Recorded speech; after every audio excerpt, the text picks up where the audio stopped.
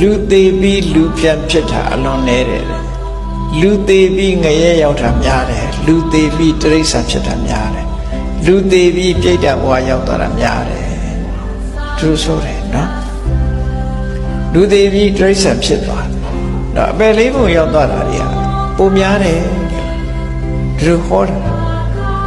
အဲ့တော့30ပုံတရားတွေဟာကျင်လဲနေတဲ့အထက်ပဲအရေးအတွက်အပြည့်ပြောမယ်ဆိုရင်လူပုံရောက်တဲ့တရားနဲတယ်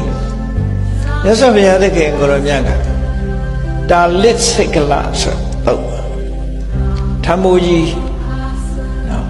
ထဘိုးထုံကြီးအပေါက်တစ်ပေါက်ထဲသာရှိတဲ့ထဘိုးထုံကြီးဥပမာပေးပြီးတော့ဟောကြားထားတဲ့သုတ်တန်ရှိတယ်ရှုကလစ်စိတ်တာအဲ့ဒီထမိုးထုံကြီးယူကစ်စိတ်ထမိုးထုံကြီးဟာပင်လယ်ပြင်ပေါ်မှာလှိုင်းပုတ်ရအောင်မျောပြီးတော့နေတယ်အပေါက်ကတစ်ပေါက်ထဲပါတယ်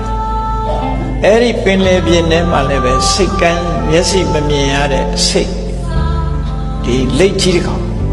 မျက်စိမပါတဲ့လက်ကြီးတစ်ကောင်ဟာလေပင်လယ်အောက်ကျမ်းပြေမှာလက်လက်သွားလာပြီး